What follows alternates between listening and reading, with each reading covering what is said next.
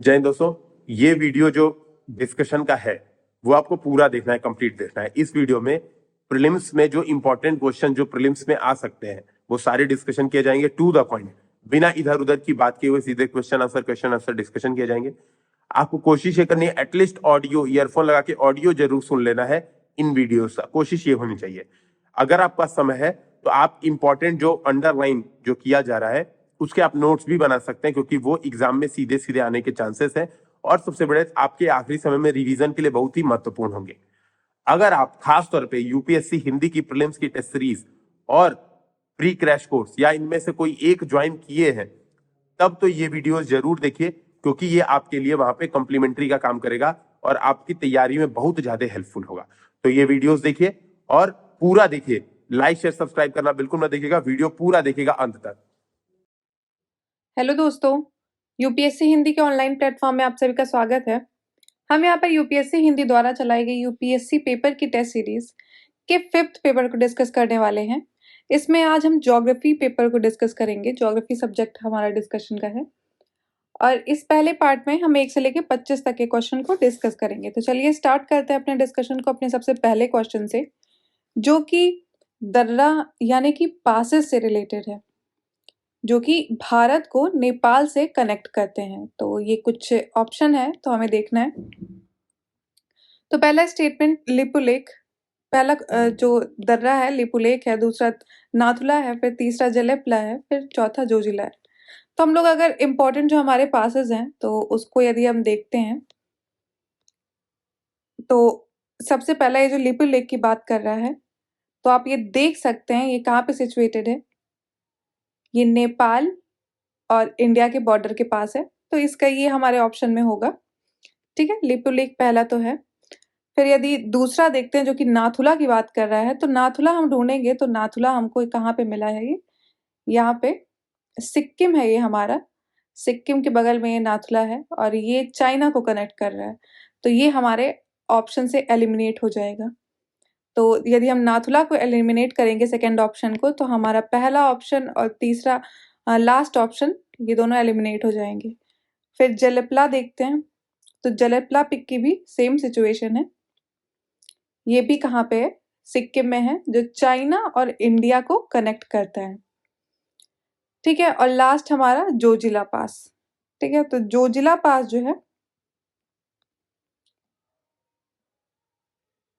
ये हमारा यहाँ पे रहा, जो एक इनलैंड पास है जो कश्मीर के अंदर आता है।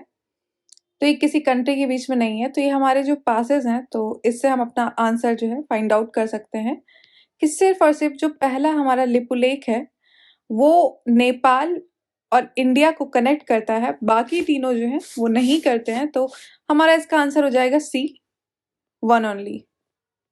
तो चलिए अपने नेक्स्ट क्वेश्चन पे आते हैं,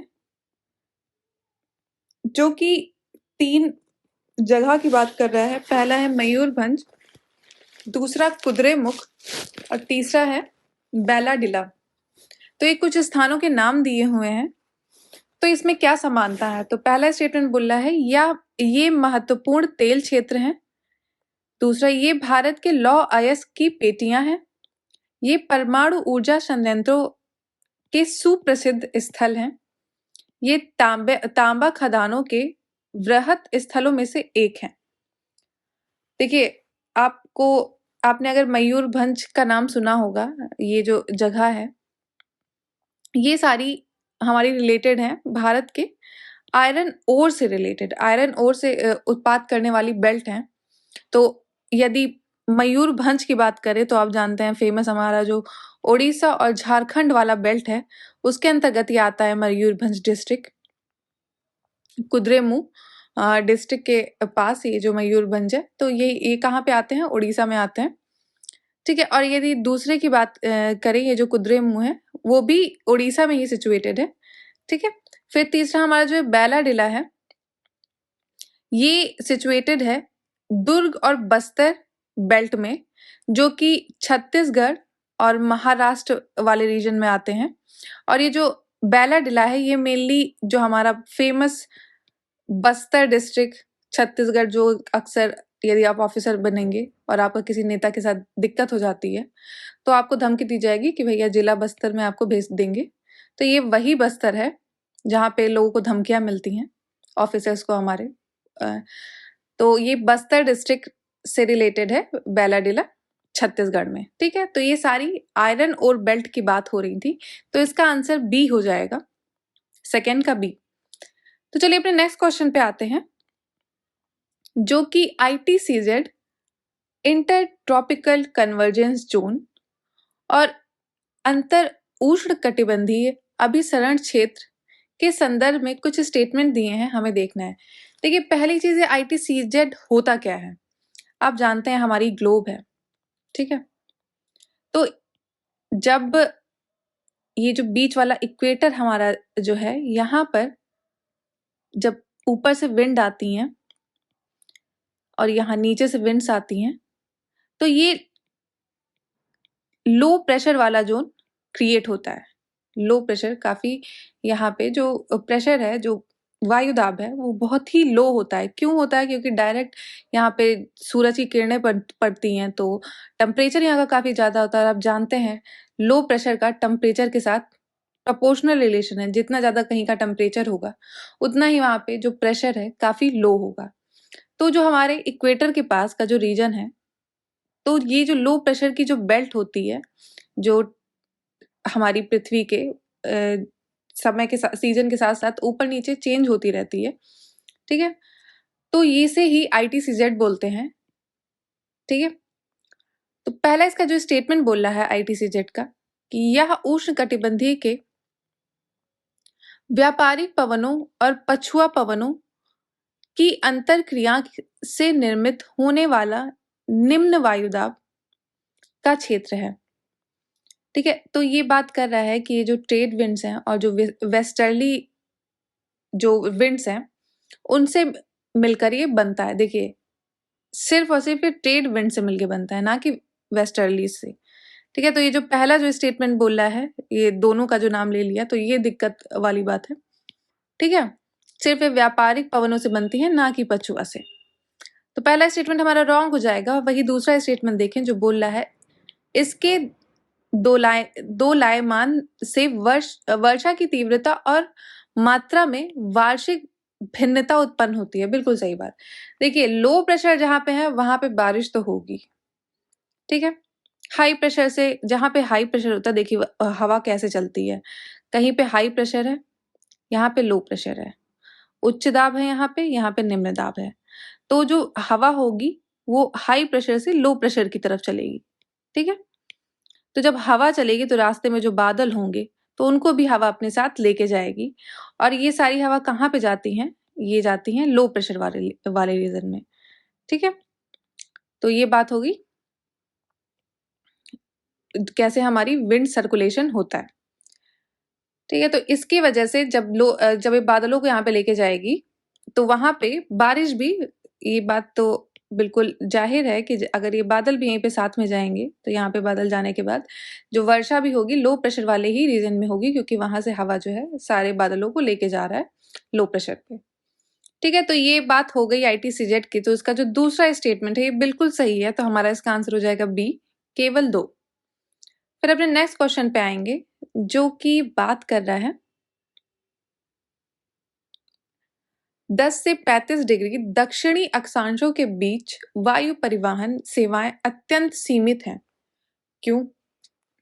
पहला स्टेटमेंट, यहाँ पे जनसंख्या घनत्व कम है। बिल्कुल सही बात है। यदि हम लोग ग्लोब देखें अपना, देखिए कितना गोल ग्लोब है हमारा, इतना भी गोल नहीं है, थोड़ा सा यहाँ से चपटा हुआ है, वो जो कि आप जानते हैं। तो ये जो हमारा ग्लोब है, तो अगर साउथ अक्षांश यानी कि जो हमारा साउथ का लैटिट्यूड है उसमें 10 से 35 डिग्री को अगर देखें, तो करीब यहाँ 10 डिग्री से लगभग 35 डिग्री वाला जो रीजन है, तो उस जगह पे वायु परिवहन की सेवाएं अत्यंत सीमित हैं। यानी कि हमारा जो एयरलाइन सिस्टम है, ये सब एयरलाइन सर्विसेज है, वो यहाँ पे बहुत कम है। तो पहले तो आप अगर ध्यान देंगे, आपने अपना जो मैप देखा होगा, वर्ल्ड मैप, तो जितने भी जो मेनली लैंड मास हैं, सॉरी मेरी मैपिंग स्किल थोड़ी गड़बड़ है, तो वो इसी रीजन में ऊपर के साइड ज़्यादा है और नीचे बहुत ही कम लैंड मास है। ठीक है, एक ऑस्ट्रेलिया हो गया यहाँ पे, ये हो गया हमारा अफ्रीका। तो यहाँ पे लैंड मास की कमी है, तो इसकी वजह से यहाँ पे जनसंख्या घनत्व भी कम है। तो ज़्यादातर जो हमारी जनसंख्या है वो ऊपर नॉर्थ के लैटिट्यूड में रहती है। तो ये तो रीजन हो गया कि जब यहाँ पे लोग ही कम है तो लोग कम कम है तो कम ट्रेवल करेंगे। तो पहला स्टेटमेंट इसका सही है। फिर वही दूसरा स्टेटमेंट बोल रहा है यहाँ उच्च महाद्वीपीय है जो स्थल परिवहन के अन्य साधनों के लिए सहायक है। देखिए ये स्टेटमेंट रॉन्ग है। हाई कॉन्टिनेंटलिटी मतलब कि यहाँ पे उच्च महाद्वीपीय नहीं, क्योंकि ऊपर की रीजन में हम देखेंगे जितने भी हमारा जो लैंड मास है वो ज़्यादातर ऊपर है, ना कि नीचे। नीचे बस यही ऑस्ट्रेलिया वाला रीजन है और बाकी सबका एंडिंग है। जितने भी बड़े बड़े महाद्वीप हैं उनकी एंडिंग यहाँ पे हो रही है। तो ये दूसरा स्टेटमेंट हमारा रॉन्ग है। तो हम दोनों स्टेटमेंट दो हमारे ऑप्शन एलिमिनेट हो जाएंगे और पहला स्टेटमेंट तो हमारा सही था, तो इसका मतलब तीसरा तो हमारे ऑप्शन में ही है ही। तो इसका आंसर हो जाएगा बी 1 और 3। और तीसरा, यहाँ आर्थिक विकास कम है। बिल्कुल आप जानते हैं जो हमारी जो साउथ के नेशन है, चाहे वो देखिए ज़्यादातर साउथ लैटिट्यूड में हमारा अफ्रीका आता है, साउथ अमेरिका आता है, तो ये सब इतने डेवलप्ड नेशन नहीं है। यदि इनको नॉर्थ की कंट्री से देखें जिसमें यूरोप आ गया, जिसमें हमारा अमेरिका कनाडा आ गया, तो ज़्यादा डेवलप्ड नेशन है। तो वहाँ पे ऑफ कोर्स जो एयरलाइन सर्विसेज है वो ज़्यादा होंगी। तो इसका आंसर हो गया हमारा बी। तो चलिए अपने नेक्स्ट क्वेश्चन पे आते हैं। जो महासागरीय गर्तों के संबंध में कुछ स्टेटमेंट दिए हैं, हमें उस पर विचार करना है, यानी कि ओशन ट्रेंच। तो पहला स्टेटमेंट बोल रहा है कि ये वे अपसारी प्लेटें सीमाओं के साथ अवस्थित होते हैं, यानी कि ये लोकेट होते हैं डाइवर्जेंट प्लेट पे। डाइवर्जेंट प्लेट, जो प्लेट एक दूसरे से ऐसे अलग जा रही होती हैं। देखिए ये ट्रेंचेस की बात कर रहा है। ट्रेंचेस यानी कि महाद्वीपीय गर्त।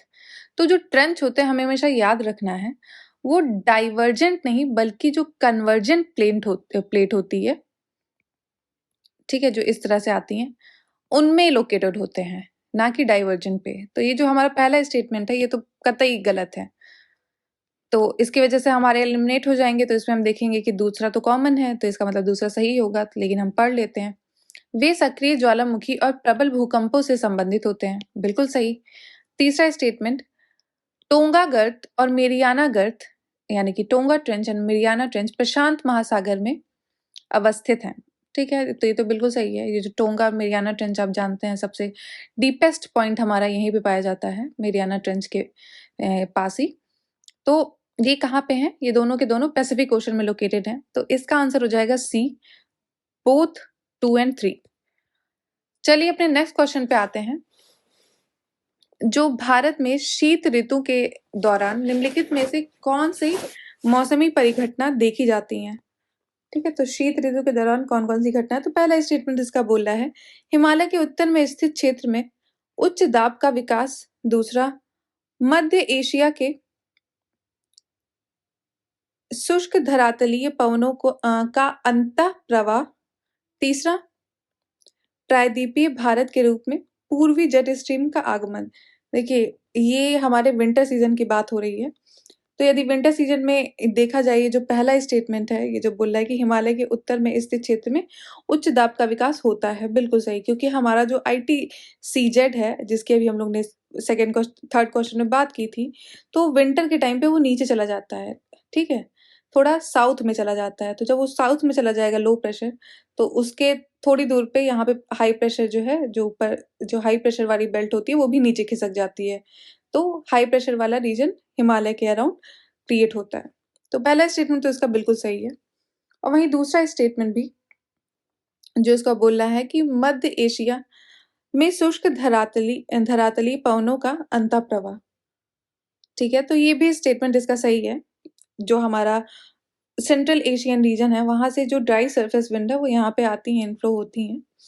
तो दूसरा स्टेटमेंट इसका सही है। वही तीसरा स्टेटमेंट बोला है प्रायद्वीपीय भारत के रूप में पूर्वी जेट स्ट्रीम का आगमन। देखिए ऐसा नहीं होता है, ये विंटर में नहीं आती हैं। ये जो ईस्टर्ली जेट स्ट्रीम है ये आती है समर के महीने में, जून में। ठीक है, ये ईस्टर्ली जेट स्ट्रीम जो है हमारे इंडिया के जो पेनिनसुलर रीजन में, साउथ में, सदर्न रीजन में आती है समर में, जून में, ना कि विंटर में। तो तीसरा स्टेटमेंट हमारा रॉन्ग हो जाएगा, और यदि आपको तीसरा स्टेटमेंट पता होता तो आप इसका इजीली आंसर निकाल लेते, ए हो जाएगा। चलिए अपने नेक्स्ट क्वेश्चन पे आते हैं। 7th क्वेश्चन, जो कि कॉन्टिनेंटल ड्रिफ्ट थ्योरी से रिलेटेड है। कॉन्टिनेंटल ड्रिफ्ट थ्योरी आपको पता है, काफी फेमस थ्योरी है, जो कि अल्फ्रेड वेगनर एक साइंटिस्ट थे, उन्होंने दी थी। तो इससे इन्होंने जो अपनी जो थ्योरी थी कॉन्टिनेंटल ड्रिफ्ट थ्योरी की, इनके हिसाब से कि जो जितने भी कॉन्टिनेंट थे वो पहले एक साथ एक बड़ा सा पार्ट थे लैंड मास का, और वो ब्रेक होके आपस में टूट के छोटे छोटे भागों में अलग अलग महाद्वीप में कन्वर्ट हो गए हैं, जिसे आज हम देख सकते हैं, जो हमारा वर्ल्ड मैप है। तो वो उसी का ये जो बड़ा पार्ट था वही छोटे छोटे पार्ट में हो गया। तो इसके लिए उन्होंने कुछ एविडेंस भी दिए हैं, तो उनमें से कुछ जो एविडेंस दिए हैं तो उनको हम देखेंगे। हमको पता करना है कि कौन से हैं कौन से नहीं है। तो पहला बोल रहा है दक्षिण अमेरिका और अफ्रीकी समुद्र तट में साम्यता। ठीक है, ये बोल रहा है कि जैसे यदि हम साउथ अमेरिका को देखें, जो कि साउथ अमेरिका का मैप देखें, और हम जो अफ्रीका का देखें, तो एक तरह से आप जो देखेंगे अफ्रीका और साउथ में, तो आपको लगेगा कि जैसे एक दूसरे से टूटे हुए पार्ट हैं। ठीक है, ये दोनों, ये अगर इसको मिलाएंगे आपस में, तो मिलाने पे ये दोनों के दोनों एक दूसरे में बिल्कुल सेट हो जाएंगे। जैसे आप जानते हैं जिक्सॉ पजल हम लोग खेलते थे बचपन में, जिसमें जो टूटे हुए पार्ट होते थे एक दूसरे को ऐसे कनेक्ट करते थे। तो ये उसी टाइप से इन्होंने इसको, ये जो है थ्योरी दी। तो पहला स्टेटमेंट तो इसका सही है, उनके एविडेंस में ये भी था।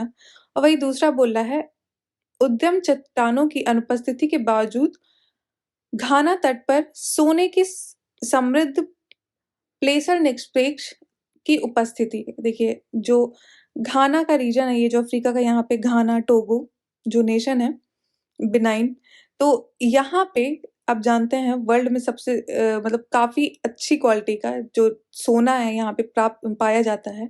और साथ ही साथ यदि यहाँ पे अगर ब्राजील में देखें, वहां पर भी इस तरह की चीजें, जो एविडेंस है, वहाँ के जो पत्थर हैं, जो वहाँ के रॉक्स हैं, उसमें प्लेसर डिपॉजिट जो है गोल्ड का है। तो एक तरह से बोला गया कि यदि ये दोनों एक ही पार्ट होंगे, तभी ऐसी जो है चीजें वहां पे दिखाई दे रही हैं। जो रॉक्स हैं, जो उनका सेडिमेंटेशन है, वो एक टाइप का है। तो इसका दूसरा भी आंसर बिल्कुल सही है। फिर तीसरा बोला है, महासागर के दोनों किनारों पर समान जीवाश्म का वितरण। देखिए, ये एविडेंस, आप जानते हैं कि हमारे बहुत सारे जो महाद्वीप हैं, वो एक दूसरे से कितनी कितनी ज्यादा दूरी पे हैं। दोनों के बीच में जो है वाटर है। तो लेकिन उसके बावजूद भी यदि हम जीवाश्म देखें, फॉसिल्स देखें, जो पाए जाते हैं अलग अलग कॉन्टिनेंट पे, बहुत साल पुराने जो जीव जैसे डायनासोर्स हैं, इन सबके अगर फॉसिल देखे जाएं, तो सबके जो फॉसिल हैं वो लगभग एक जैसे हैं, समान जीवाश्म का वितरण है। तो ये भी एक तरह का एविडेंस देता है कि सबका जो डिस्ट्रीब्यूशन था, ये सारे जो कॉन्टिनेंट है वो एक साथ रहे होंगे एक समय पे। ठीक है, तो इसके जो तीनों स्टेटमेंट है ये बिल्कुल सही है। इसका आंसर हो जाएगा डी।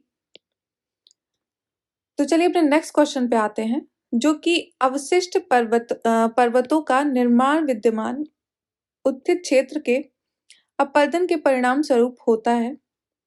निम्नलिखित में से कौन से अवशिष्ट पहाड़ियां या पर्वत है? अवशिष्ट पहाड़ियां यानी कि रेजिडुअल माउंटेन।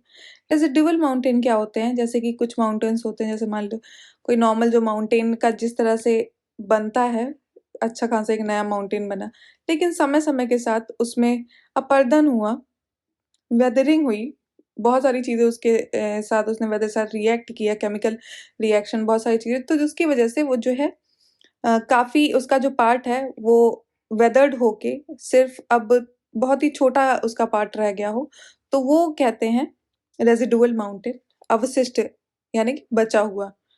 ठीक है, तो कुछ इसमें से दिए हुए हैं, तो हमें बताने हैं कि कौन से इसमें से हैं अवशिष्ट पर्वत और कौन से नहीं है।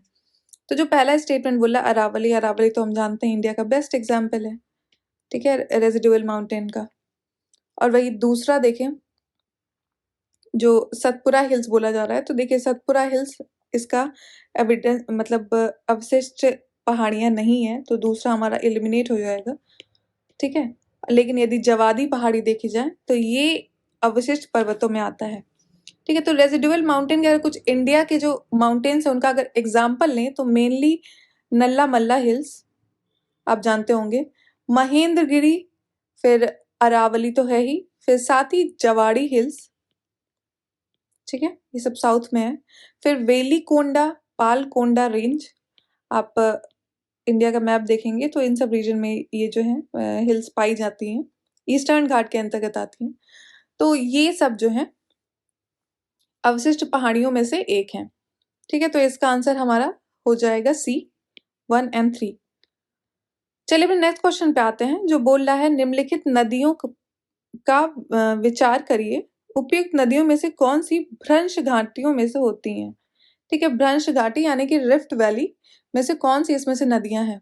तो इंडिया में जो मेजर जो रिवर्स है उसमें अगर रिफ्ट वैली में से देखा जाए तो कौन कौन सी रिवर होती है, तो आप जानते हैं फेमस नाम नर्मदा हो गई, तापी हो गई, माही रिवर, ठीक है, और एक है दामोदर। ठीक है, तो ये सारी रिवर्स हैं, तो इसमें जो पहली, दूसरी, तीसरी, ये तीनों की तीनों इंक्लूडेड हैं एज रिफ्ट वैली रिवर्स। ठीक है, तो इसका आंसर हो जाएगा सी। चलिए अपने नेक्स्ट क्वेश्चन पे आते हैं। निम्नलिखित युग्मों पर विचार कीजिए। तो अंतरदेशीय जलमार्ग हैं ये, इनलैंड वाटरवे, तो ये किस किस कंट्री में ओरिजिनेट होते हैं, उनका मूल देश कौन सा है, तो वो हमें बताना है। तो पहला बोल रहा है राइन जलमार्ग, आपने सुना होगा राइन रिवर है, ये वाटरवे है, ये काफी बड़ा यूरोप का वाटरवे है। ठीक है, तो इसका जो मूल देश है बता रहा है जर्मनी, तो देखिए ये स्टेटमेंट इसका रॉन्ग है। फिर दूसरा डैन्यूब जलमार्ग, ये बता रहा है फ्रांस, तो ये भी गलत है। बल्कि तीसरा यदि देखें वोल्गा, तो वोल्गा रिवर आप जानते हैं रूस में है, तो ये इसका स्टेटमेंट सही है, बस तीसरा इसका सही है। यदि हम देखा जाए ये जो राहाइन रिवर है ये ओरिजिनेट होती है रोटरडैम नीदरलैंड में और स्विट्जरलैंड तक ये जाती है। ठीक है, और बीच में ये बहुत सारी कंट्रीज हैं, जैसे हो गई जर्मनी, हो गई फ्रांस, हो गई बेल्जियम, हो गई, उन सबको भी कनेक्ट करती है राहाइन रिवर। ये करीब 700 किलोमीटर लंबी रिवर है। तो ये स्टार्ट कहाँ से होती है, नीदरलैंड से, रोटरडैम रोटरडैम कन्वेंशन आपने सुना होगा, और साथ ही साथ बेसल कन्वेंशन जो कि स्विट्जरलैंड में है, तो ये नीदरलैंड से इसका ओरिजिनेशन होता है, स्विट्जरलैंड तक जाती है। तो ये बात होगी राहाइन रिवर की। फिर दूसरा देखते हैं डैन्यूब जलमार्ग, तो डैन्यूब वाटरवे है, ये ओरिजिनेट होता है जर्मनी से। ठीक है, डैन्यूब रिवर जर्मनी के ब्लैक फॉरेस्ट से, ब्लैक फॉरेस्ट केक नहीं, ब्लैक फॉरेस्ट है वहाँ के जर्मनी के, वहां से रिवर ओरिजिनेट होती है। ठीक है, और ये रोमानिया तक जाती है, कहाँ से, जर्मनी से रोमानिया तक। ठीक है, तो ये बात होगी डैन्यूब रिवर की। ठीक है, तो दूसरा भी इसका स्टेटमेंट जो है रॉन्ग है, जर्मनी में होती है ना कि फ्रांस में। वही तीसरा देखे वोल्गा, वोल्गा हमारी फेमस रशिया में ओरिजिनेट होती है। ठीक है, और ये जाती है कैस्पियन सी में। ठीक, तो ये इसका आंसर सी हो गया। तो चलिए अपने नेक्स्ट क्वेश्चन पे आते हैं जो कि कुछ स्टेटमेंट है इनमें से, इस पे विचार करना है। पहला है पूर्वी घाट की तुलना में पश्चिमी घाट अपेक्षाकृत अधिक ऊंचे हैं। ठीक है, फिर सेकंड, पश्चिमी घाट पूर्वी घाट की तुलना में कम अविरत है, यानी कि लेस कंटिन्यूअस है। तीसरा, पश्चिमी घाट की औसत ऊंचाई उत्तर से दक्षिण की ओर बढ़ती है। बिल्कुल सही है ये स्टेटमेंट। देखिए जो वेस्टर्न घाट हैं उनकी हाइट यदि ईस्टर्न घाट से कंपेयर करें तो थोड़ी सी ज्यादा है। ठीक है, तो इसका जो पहला स्टेटमेंट है ये तो बिल्कुल सही है। फिर वही दूसरा बोला है कि देखिए वेस्टर्न घाट जो है वो काफी कॉन्टिन्यूअस है। आप वेस्टर्न घाट कॉन्टिन्यूअस हैं, इसी चक्कर में आप देखेंगे कि वेस्टर्न घाट में बहुत ज्यादा जो बड़ी रिवर्स हैं वो नहीं दिखेंगी, बल्कि बहुत सारी रिवर यहाँ से ओरिजिनेट होती हैं। ठीक है, और यही यदि आप ईस्टर्न घाट को देखेंगे, ईस्टर्न घाट में जितनी भी रिवर जो हैं, जो आप देख रहे होंगे ईस्टर्न फ्लोइंग रिवर, ठीक है, वो सारी बे ऑफ बंगाल में बहुत सारी रिवर्स जाती हैं जो सदर्न रिवर है। तो इसका रीजन क्या है, ये जब अगर जा रही हैं बहुत, तो आपको इतना तो समझ में आ गया होगा, वो को काट के ही जा रही होंगी, तो पहाड़ों को जब काट के जाएंगी तो वहाँ के जो पहाड़ होंगे वो कॉन्टिन्यूस नहीं होंगे, बल्कि वेस्टर्न घाट के कॉन्टिन्यूस है, तो यहाँ पे आपको जो है लंबी रिवर मिलना बहुत ही मुश्किल है। तो आप देख रहे हैं ज्योग्राफी को आप एक दूसरे से कनेक्ट करके किस तरह से आप किसी क्वेश्चन को सॉल्व कर सकते हैं। ठीक है, तो ये जो इसका जो दूसरा स्टेटमेंट है ये रॉन्ग हो जाएगा, और हमारा दूसरा स्टेटमेंट आप जैसे ही रॉन्ग करेंगे आपको आंसर मिल जाएगा, जो कि हमारा सी है। तो हम तीसरा स्टेटमेंट देखेंगे जो बोला पश्चिमी घाट की औसत ऊंचाई उत्तर से दक्षिण की ओर बढ़ती है। बिल्कुल सही है। अपने नेक्स्ट क्वेश्चन पे आते हैं जो कि काली मृदा यानी कि हमारी जो ब्लैक सॉइल है उससे रिलेटेड है। तो ब्लैक सॉइल यह उत्तरी और पूर्वी मैदानी क्षेत्र में विस्तृत है। ठीक है, ये स्टेटमेंट थोड़ा गलत है। आप जानते हैं जो हमारी ब्लैक सॉइल है वो डेक्कन रीजन में है। ठीक है, हमारा जो डेक्कन वाला रीजन है उसमें मिलती है। तो और ये जो डेक्कन रीजन है मेनली महाराष्ट्र आ गया हमारा। ठीक है, फिर मध्य प्रदेश आ गया, फिर गुजरात आ गया है, आंध्र प्रदेश और तमिलनाडु। तो इन सब रीजन में ये ब्लैक सॉइल है मेनली। ठीक है, तो पहला स्टेटमेंट हमारा रॉन्ग हो जाएगा। फिर वही दूसरा स्टेटमेंट देखेंगे जो बोल रहा है यह सामान्य तौर पर चिकनी, गहरी और अपारगम्य होती है। बिल्कुल सही बात। देखिए ये जो ब्लैक सॉइल है ना इसको कहते हैं सेल्फ फ्लोइंग, या फिर इसके कई नाम है। एक तो ब्लैक कॉटन सॉइल है क्योंकि इसमें कॉटन को उगाया जाता है। दूसरा रेगूर इसका नाम है, बहुत फेमस। और सेल्फ फ्लोइंग मतलब जो अपने आप को जो मिट्टी को जैसे जोता जाता है आप देखते हैं, ताकि उसमें एयर जा सके अंदर। और ये जो ब्लैक सॉइल है ये जब सूख जाती है तो अपने आप इसमें क्रैक्स आ जाते हैं। ठीक है, तो जब इसमें क्रैक्स आ जाते हैं तो इसको जो है प्लो करने की ज़रूरत नहीं होती है, तो इसको सेल्फ प्लोइंग भी कहा जाता है। तो ब्लैक सॉइल की प्रॉपर्टी है। इसका दूसरा नाम रेगुर मृदा के नाम से भी जाना जाता है। तो ये जो मैंने अभी बताया, तो तीसरा स्टेटमेंट इसका सही है और दूसरा भी सही है। ये एक चिकनी, गहरी और अपारगम्य होती है। तो इसका आंसर हो जाएगा बी 2 एंड 3। चलिए अपने नेक्स्ट क्वेश्चन पे आते हैं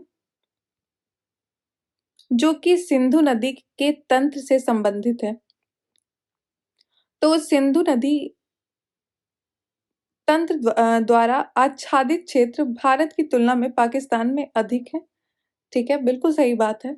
यदि इंडस रिवर सिस्टम जो है उसका अगर हम लोग डिस्ट्रीब्यूशन देखें तो पाकिस्तान में काफ़ी बड़ा पार्ट है, जो कि अराउंड है 65% एरिया पाकिस्तान में है। और अगर इंडिया में देखें, सॉरी 47, पाकिस्तान में करीब 47% एरिया है, और इंडिया में देखें तो 39% के अराउंड इंडिया में एरिया है। ठीक है, तो जो इसका पहला स्टेटमेंट है सिंधु नदी तंत्र द्वारा आच्छादित क्षेत्र में भारत की तुलना में पाकिस्तान से अधिक है, तो बिल्कुल सही। और दूसरा बोला सिंधु नदी द्रोणी का क्षेत्र 3 देशों में स्थित है। देखिए 3 देश, मैंने आपको पहले बताया कि पाकिस्तान में 47% है, इंडिया में 39% है, और यदि हम चाइना देखें तो इसमें 8% है, और चौथा हमारा अफगानिस्तान में भी सिचुएटेड है, ये करीब 6% के अराउंड है। ठीक है, तो ये 3 देशों में नहीं बल्कि 4 देशों में है। तो हमारा दूसरा स्टेटमेंट रॉन्ग हो जाएगा, इसका आंसर हमें मिल जाएगा ए। चलिए अपने नेक्स्ट क्वेश्चन पे आते हैं जो कि कुछ जल मार्ग हैं उनको कुछ कुछ चैनल के द्वारा पृथक किया जा रहा है। तो ये जो क्वेश्चन है ये यही बात कर रहा है कि इसमें से कौन सा चैनल किसको किसको अलग कर रहा है। देखिए पहला जो बोल रहा है 10 डिग्री चैनल। देखिए 10 डिग्री चैनल अंडमान और निकोबार द्वीप समूह, ये स्टेटमेंट बिल्कुल सही है। जो 10 डिग्री चैनल है हमारा फेमस है इसी के लिए, अंडमान को निकोबार से अलग करता है। ठीक है, अब इसको हम मैपिंग के थ्रू भी देखेंगे। फिर दूसरा है डंकन पैसेज जो मिडिल अंडमान और लिटिल अंडमान। देखिए ये डंकन पैकेज नहीं पैसेज, तो ये रॉन्ग है। ये साउथ अंडमान को लिटिल अंडमान से। ठीक है, इसको यदि हम मैप के थ्रू देखें। और तीसरा है कोको जल डमरू, तो ये हमारा अंडमान और निकोबार है। ये ऊपर अंडमान आइलैंड है सारे, ठीक है, और नीचे निकोबार है। तो ये रहा बीच में हमारा 10 डिग्री चैनल जो कि सेपरेट कर रहा है दोनों को एक दूसरे से। और साथ ही में हमारी बात हो रही थी डंकन पैसेज की।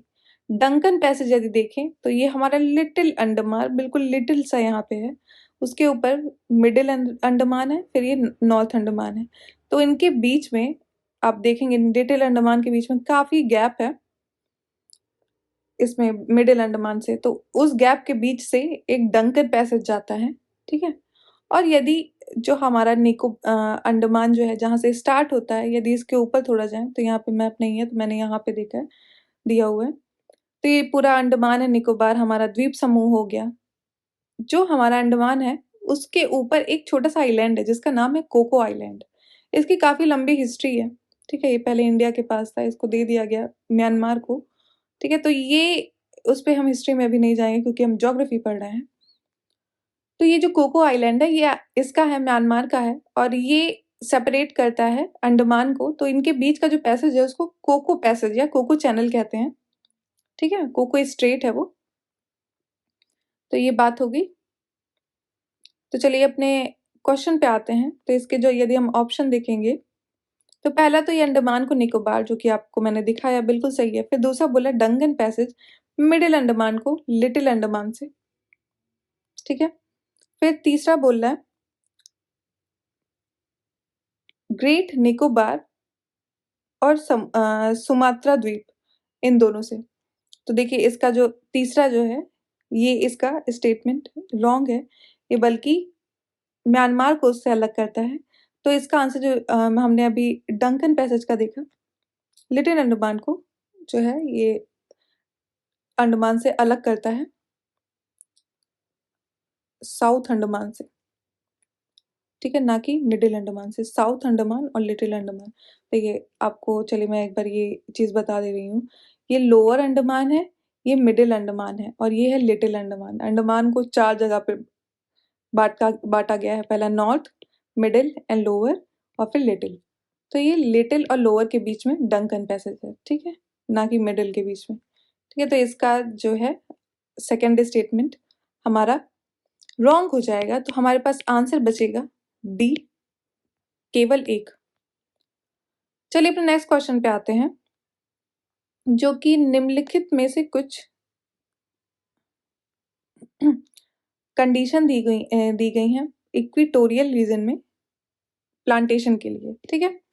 तो ये विषुवत रेखीय प्रदेश में जो बागान की स्थापना है, तो उससे रिलेटेड कुछ स्टेटमेंट है। पहला बोल रहा है अनुकूल उष्ण और आर्द्र जलवायु, ठीक है, favourable hot and wet climate, बिल्कुल सही बात है। हमारा जो इक्वेटोरियल रीजन है ग्लोब का देखें तो यहाँ पे सूरज की किरणें डायरेक्ट पड़ती हैं, ठीक है। तो इसकी वजह से ये काफ़ी गर्म रहता है। गर्म रहता है तो वहाँ का जो पानी है उसमें वाष्पन होगा, तो उसकी वजह से वहाँ पे क्लाउड फॉर्मेशन भी ज़्यादा होगा। आपको मैंने बताया लो प्रेशर होगा तो वहाँ पे बारिश होगी, तो वो वेट होगा वो रीजन, तो आर्द्र होगा। तो पहला तो बिल्कुल सही है। फिर वही दूसरा बोला है पोषण तत्व से समृद्ध उष्णकटिबंधीय मृदा, न्यूट्रिएंट रिच ट्रॉपिकल सॉइल। देखिए ऐसा नहीं है, क्योंकि यदि कोई भी, अगर आप जानते हैं, यदि आप गमलों में पानी देते होंगे और पानी ज़्यादा देंगे तो उसके जो न्यूट्रिएंट होंगे, जो भी पानी में घुलनशील न्यूट्रिएंट होंगे, वो पानी के साथ घुल के उससे बाहर निकल जाएंगे। जो नीचे उसमें छोटा सा होल होता है गमले से, तो वैसे निकल जाएंगे। वैसे ही हमारी जो अर्थ है उस पे भी होता है कि यदि कहीं पे बहुत ज़्यादा बारिश होती है तो उसकी जो मृदा है, उसकी सॉइल है, वो जो न्यूट्रिएंट होते हैं उसके, वो लीचिंग हो जाती है उसमें से, तो न्यूट्रिएंट उसमें ज़्यादा नहीं रह पाते हैं। तो ये तो दूसरा स्टेटमेंट हमारा रॉन्ग हो जाएगा। और वही तीसरा बोला है वृक्ष से संबंधित रोगों की अपेक्षाकृत अल्प समस्या। देखिए कितना बड़ा ब्लंडर लिखा है, अल्प नहीं बल्कि ज्यादा समस्या होती है। आप जानते हैं जितने भी नए नए डिजीज होते हैं, आप ये जो इक्वेटोरियल रीजन में जो जगह है वहीं से ज्यादातर ओरिजिनेट होते हैं। मेनली यदि देखा जाए जो अफ्रीकन है वहाँ पे कितने ट्रॉपिकल डिजीज है, नेग्लेक्टेड ट्रॉपिकल डिजीज में सबसे ज्यादा कोई कंट्री प्रभावित है तो वो अफ्रीका है, और वो उसका सबसे ज्यादा पार्ट इक्वेटर में आता है। और यदि साउथ अमेरिका की कंट्रीज देखी जाए तो इसका तीसरा भी स्टेटमेंट रॉन्ग हो जाएगा। हमारे पास आंसर बचेगा ए, वन ओनली। चलिए अपने नेक्स्ट क्वेश्चन पे आते हैं, जो बोल रहा है निम्नलिखित कथनों पर विचार कीजिए। पहला, सूर्य, चंद्रमा और पृथ्वी एक सीधी रेखा में है। फिर चंद्रमा पृथ्वी के सबसे निकट होता है। तीसरा, ज्वारीय क्रम सामान्य से अधिक होता है। ठीक है, तो ये कुछ 3 कंडीशन दी हैं। तो पूछ रहा है ये कब ऐसा होता है? तो देखिए, ये कब होता है जब हमारा अपभू वृहद ज्वार, ये कंडीशन बात कर रहा है पेरिजी टाइडल। आप जानते हैं चंद्रमा सबसे निकट कब होता है? जब पेरिजी वाली सिचुएशन होती है। ठीक है, ये हमारी अर्थ हो गई, पेरिजी यानी कि अपभ्रू। तो इसका आंसर हमारा सी हो जाएगा। ठीक है, तो चलिए अपने नेक्स्ट क्वेश्चन पे आएंगे। तो ये बोल रहा है, पूरी कंडीशन दी हुई है, फिर हमें बता रहा है कि इसमें से कौन सा जो है चावल है कि किस्म है। तो पहला यदि हम देखें तो ये बोल रहा है यह अलापूजा एर्नाकुलम और त्रिशूर जिले की तटीय क्षेत्रों में उगने वाली चावल की एक विशिष्ट किस्म है।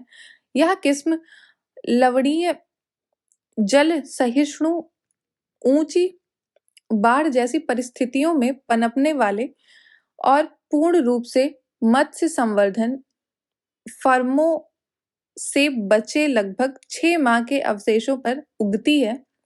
फसल चक्र को एक मछली और एक चावल के रूप में वर्णित किया जाता है, जिसमें 15 अप्रैल तक मछली पालन किया जाता है, जिसके बाद मौसम की पहली वर्षा से पूर्ण खेतों की सुखा दिया जाता है ताकि उनसे नमक को हटाया जा सके। फसल चक्र अक्टूबर तक चलता है, जब उन्हें मत्स्य पालन के लिए पुनः प्रयोग किया जाता है। देखिए, बड़ी लंबी कहानी इसमें बताई है और ये सिंपल सी बात कर रहा है किसकी? पोकाली रिवर है। पोकाली रिवर, ये एक्चुअली पोकाली एक जगह, किसी इसी जगह के नाम से इसका जो नाम दिया गया है पोकाली का, सॉरी इसका चावल का, तो ये इसी की बात हो रही है। ठीक है, ये थिसूर डिस्ट्रिक्ट है, उसके एर्नाकुलम में, कोस्टल एरिया एलापूरा, वहां पे इसको उगाया जाता है। ये सॉल्ट रेजिस्टेंट टाइप वैरायटी है कि कोस्टल एरिया में उगाया जा रहा है, तो इसका मतलब वहाँ की जो सॉइल है वो सॉल्टेड होगी। तो किसकी बात हो रही थी यहाँ पे? पोकाली राइस की। ठीक है, यदि ये बाकी राइस ये जो देखे जाएं तो IR8 है, ये फेमस रहा था ग्रीन रेवोल्यूशन के टाइम पे। ठीक है, ये जो फेमस वैरायटी थी जब ग्रीन रेवोल्यूशन इंडिया में आया था, तो हाई यील्ड वैरायटी में से ये भी एक था, IR8। ठीक है, और यदि ये पोर्ट रेशिया की बात करें तो ये एक वाइल्ड राइस है, वैरायटी है वाइल्ड राइस की, और इसको भी सलाइन क्षेत्र में ही किया जाता है, लेकिन ये बांग्लादेश और इंडिया के बीच में, मतलब वही जो बांग्लादेश वाला रीजन है, वहां पे इसको उगाया जाता है, इस राइस को। सॉल्ट टॉलरेंट टाइप वैरायटी है। फिर तीसरा नेक्स्ट क्वेश्चन पे आते हैं, जो कि बात कर रहा है कुछ निम्नलिखित में से यूनेस्को बायोस्फीयर रिजर्व में से कौन सा नर्मदा और तापी नदी घाटियों के मध्य अवस्थित है। देखिए, पहला बात कर रहा है, देखिए पंचमढ़ी, फिर दूसरा अचानकमर अमरकंटक, फिर तीसरा अगस्त्यामलई, फिर सिंपली पाल। तो मैंने ये मैप इसको इंक्लूड किया है बायोस्फीयर रिजर्व का, कौन से कहाँ पे सिचुएटेड है, तो उससे आपको पता चल जाएगा। ये बात कर रहा है नर्मदा और तापी, तो आपको ये भी पता होना चाहिए नर्मदा रिवर, तापी रिवर आप जानते हैं। ये यहाँ पे अरावली हिल्स हैं, फिर यहाँ पे सतपुरा रेंज है, तो इन्हीं के बीच से जाती है।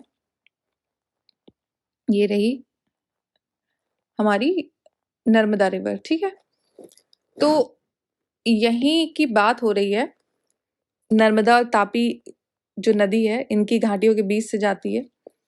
ये कौन सा बायोस्फीयर रिजर्व है? तो ये सारे बायोस्फीयर रिजर्व ही हैं, लेकिन यहाँ पे अगर देखा जाए तो पंचमढ़ी कहा जा सकता है। ठीक है, लेकिन यदि अचानक मर को देखा जाए, अचानक मर ये भी इसी रीजन में है, लेकिन इसका जो है यहाँ पे जो हिल्स हैं, सतपुरा रेंज खत्म हो जाती है, उसके बाद यहाँ पे अचानक मर की जो है शुरुआत होती है। तो आपने अगर थोड़ा बहुत मैपिंग पढ़ा होगा तो आपको पता होगा। ठीक है, तो ये पंचमढ़ी जो है नर्मदा और तापी से रिलेटेड है। और यदि बाकी हम बायोस्फीयर रिजर्व देखें जिनकी ये बात कर रहा था, तो ये बात हुई पंचमढ़ी, फिर ये चाणक्य, फिर यहाँ पे आगे हमारा अगस्ता मलाई, ठीक है, और फिर सिम्पलीपाल जो कि यहाँ पे उड़ीसा में है, सिम्पलीपाल, ठीक है। और भी यहाँ पे फेमस है जैसे कि Nanda Devi, cold desert, run of Kutch, Kanchenjunga, मानस, नोकरेक हमारा मेघालय में, सुंदरबन। तो चलिए अपने नेक्स्ट क्वेश्चन पे आते हैं। 19th नंबर, देशांतर और मानक समय क्षेत्र के संबंध में कुछ स्टेटमेंट हमें उस पर विचार करना है, ठीक है। चलिए विचार करते हैं। पहला, संपूर्ण विश्व में को 15 समय क्षेत्रों में विभाजित किया गया है।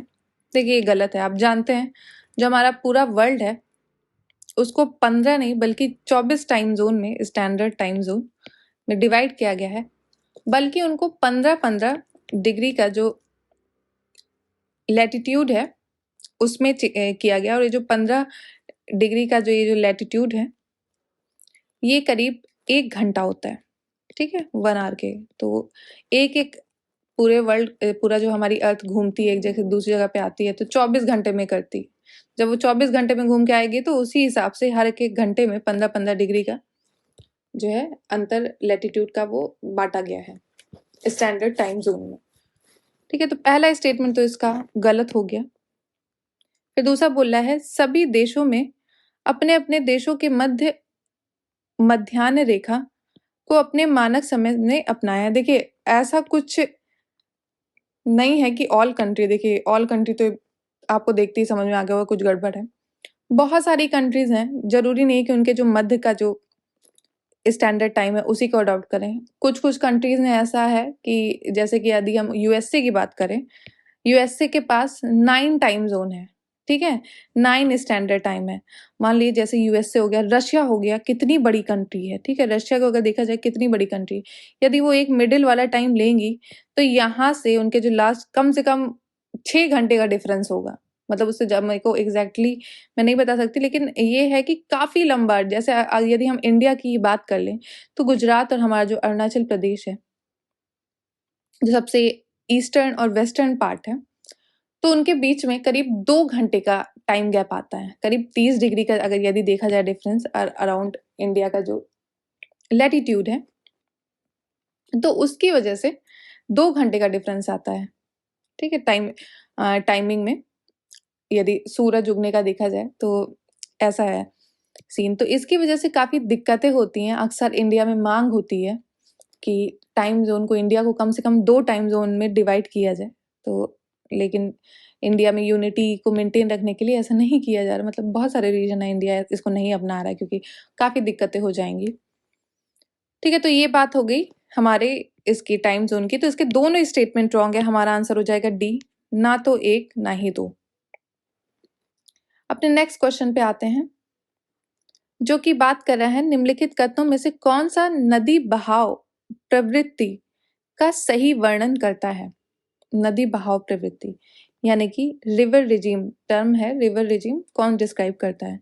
तो रिवर रिजिम आप जानते हैं ये एक जो वाटर फ्लो होता है किसी भी रिवर का पूरे साल में, ठीक है, उसको बोलते हैं नदी का बहाव प्रवृत्ति यानी कि रिवर रिजिम।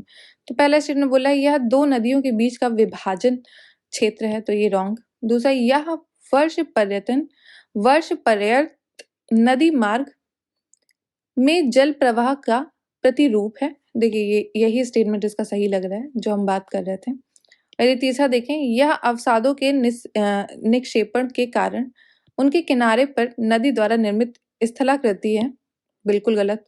यह नदी के उद्गम या स्रोत को संबंधित करता है, ये भी स्टेटमेंट रॉन्ग है। इसका आंसर हो जाएगा बी। अपने नेक्स्ट क्वेश्चन पे आते हैं जो कि महासागरों में तापमान वितरण के संबंध में कुछ स्टेटमेंट है वो हमें देखने हैं। पहला स्टेटमेंट बोल रहा है महासागरीय सतह का सर्वाधिक तापमान रेखा पर दर्ज किया जाता है। फिर दूसरा, महासागर की गहराई में वृद्धि के साथ तापमान में एक समान दर से कमी होती है। तीसरा, दक्षिणी गोलार्ध की तुलना में उत्तरी गोलार्ध में स्थित महासागर का तापमान अपेक्षाकृत अधिक दर्ज किया जाता है। देखिए, यदि ओशन टेम्परेचर की बात किया जाए, ठीक है, ओशन टेम्परेचर जो है हमारी अगर ऊपर की जो हमारी करीब 100 मीटर के अराउंड अगर देखा जाए, काफ़ी हमारा जो ओशन है बहुत गहरा होता है, ठीक है? लेकिन सिर्फ हम अगर ओशन का टेम्परेचर की बात करें तो इसको 3 लेयर्स में डिवाइड किया गया है। एक फर्स्ट लेयर होती है, सेकंड लेयर होती है, थर्ड लेयर होती है। तो इन्होंने साइंटिस्ट ने डिवाइड किया है किस बेसिस पे? उसके टेम्परेचर चेंज के बेसिस पे, टेम्परेचर ग्रेडियंट के बेसिस में। यदि पहला अगर हम जो शुरू के 500 मीटर की अगर पूरे जो वर्ल्ड के ओशन है उनको देखा जाए तो उनका करीब एवरेज टेम्परेचर रहता है 20 से 25 डिग्री के अराउंड, ठीक है? टॉप लेयर की बात हो रही है। ये हर जगह का अलग-अलग होता है, ठीक है? ज़रूरी नहीं है कि कहीं यदि आप कहेंगे नॉर्थ पोल के अराउंड चला जाए तो वहाँ पे तो माइनस में टेम्परेचर होता है, ऐसा नहीं, मतलब ये एवरेज बीच वाले जो रीजन की बात हो रही है ओशन टेम्परेचर की। तो ये करीब 500 मीटर की जो थिकनेस है उसकी बात हुई। तो यहाँ पे नॉर्मल टेम्परेचर रहता है, ठीक है? जो वातावरण को होगा उसी के हिसाब से थोड़ा बहुत ऊपर-नीचे होगा। और यदि सेकंड लेयर हम देखें, ठीक है? जिसको कहा जाता है हीट ग्रेडियंट या थर्मोक्लाइन। तो इस रीजन में क्या दिक्कत है कि इस रीजन के बाद यदि 500 मीटर के बाद जो स्टार्ट होता है वहां पे बहुत ही जल्दी जो टेम्परेचर है एकदम से डिक्रीज हो जाता है। कि मान लीजिए यहाँ पे 20 डिग्री है, देख रहे हैं आप आराम से धीरे धीरे धीरे कम हो रहा है, यहाँ पे एकदम से कम हो जाता है, ठीक है, सेकेंड लेयर में।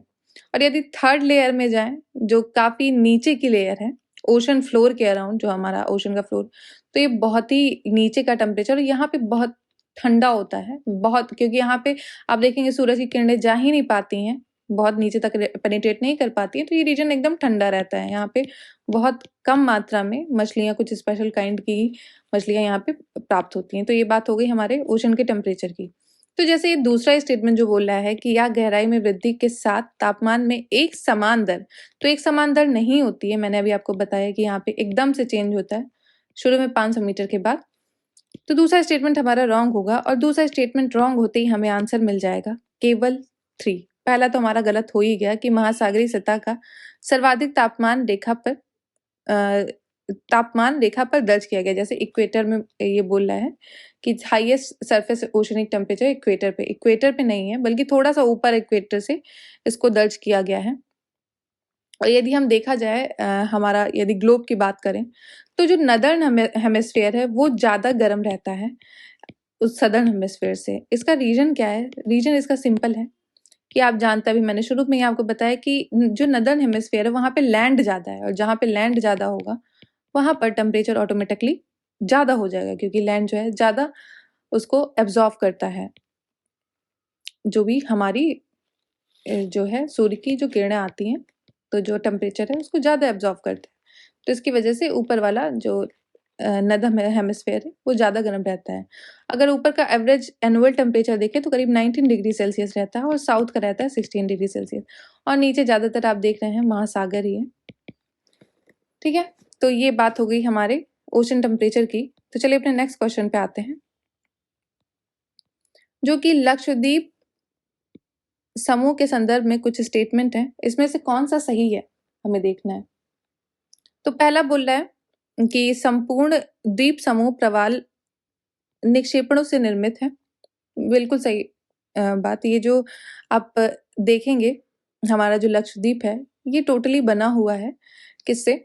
ये जितने भी कोरल हैं उनसे रिलेटेड, उनसे बना हुआ ये पूरा जो है महाद्वीप का जो समूह है लक्षद्वीप, ठीक है? तो पहला ही स्टेटमेंट इसका सही हो गया।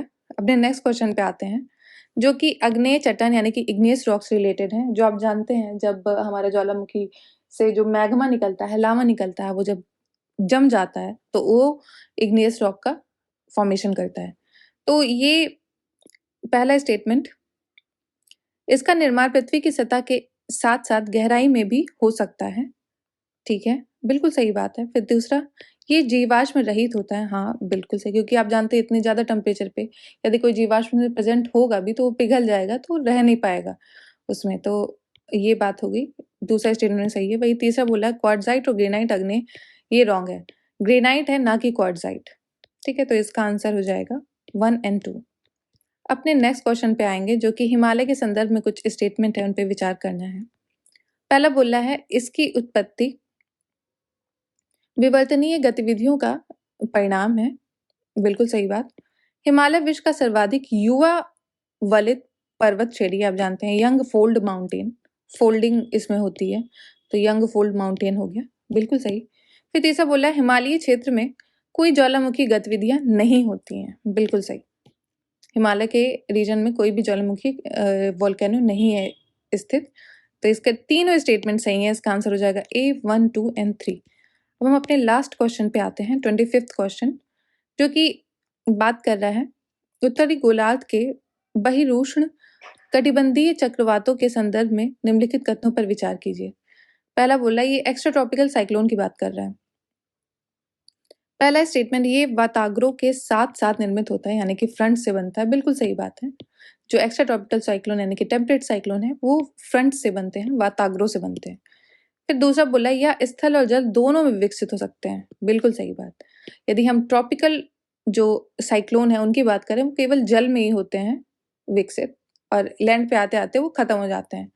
लेकिन यदि एक्स्ट्रा ट्रॉपिकल साइक्लोन की बात करें तो उनके साथ ऐसा नहीं है, वो जल और स्थल दोनों पे विकसित हो सकते हैं। फिर तीसरा बोला है यह पूर्व से पश्चिम की ओर गति करते हैं। देखिए तीसरा स्टेटमेंट रॉन्ग है, ये पश्चिम से पूर्व की ओर गति करते हैं, ना कि पूर्व से पश्चिम। तो इसका स्टेटमेंट हो जाएगा A सही, 1 एंड 2, इसका आंसर A है। तो thank you so much for watching. हमारे पहले टेस्ट का डिस्कशन यहीं पे एंड होता है। जय हिंद, जय भारत।